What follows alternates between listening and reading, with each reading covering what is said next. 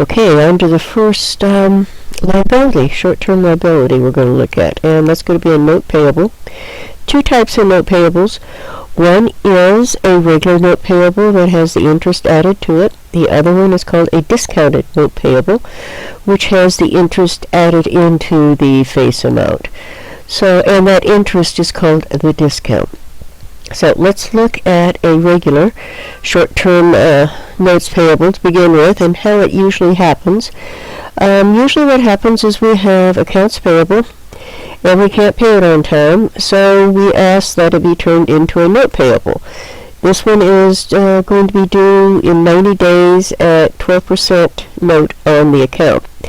So this takes it out of accounts payable, puts it into a note payable for the person, for the company that is transferring it. When it matures, okay, the entry is in essence flipped. You're going to debit your note payable. You're going to add your interest expense, which is 12% times 1,000 divided by 90 over 360. And that would give you a $30 interest expense, and then you're going to credit your cash. So that's looking at it from the borrower side. Now, if we look at this from, let's see, what are we doing? Here's the borrower, which is Bowden, and here is the creditor, who is Coker. So what is happening here is they've got a debit for $10,000 and a credit for $10,000, and you can see it on this side of the books, the creditor.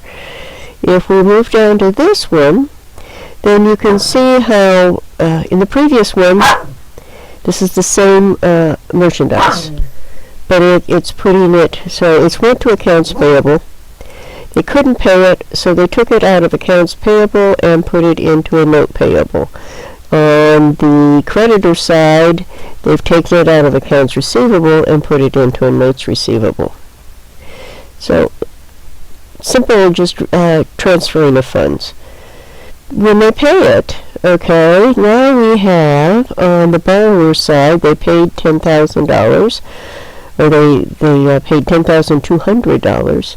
They're going to debit their notes payable.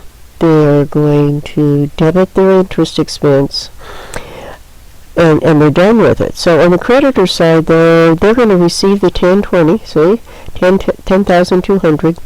They're going to call it revenue, and they're going to take it out of the notes receivable. Very clean, very, very clean. So you can see both sides. On this one, what do we got? We've got cash for a note payable for 90 days. They've paid it. Let's go back up and see what we have here. I'm not sure what they've done.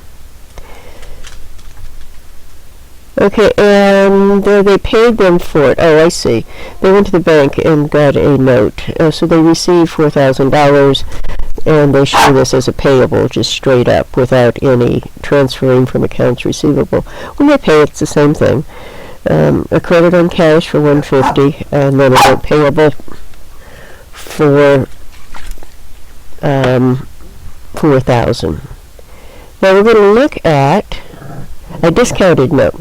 And the difference in a discounted note and a regular note would be that the face amount includes the interest. So let's look and see what that might look like. Okay, so now they've issued a $20,000 90-day discounted note to Western Bank. The discount rate is 15%.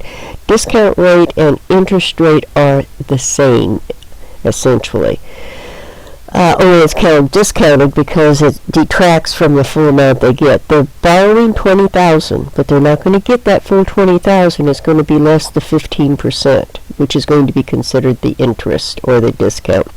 And it says the discount is $750, which is figured by 20,000 times 15 times the 9 divided by 360. So instead of receiving $20,000 for this, they're going to receive $19,250 in cash. They're going to show the interest expense at $750 up front, and then they'll put this on the books for $20,000. When they pay it, there's no interest recognized here. That's already been recognized up here. So it's just a very straight up pay of cash $20,000 and notes payable $20,000. So the difference between the two is the face amount and what gets paid in the end. The face amount is going to be the same, but one way the interest is added to it, which is the regular way. Here, the interest is added to it. The discounted way, the interest is subtracted, and then the amount that's subtracted leaves the cash proceeds for that. Clear as mud, I bet, right?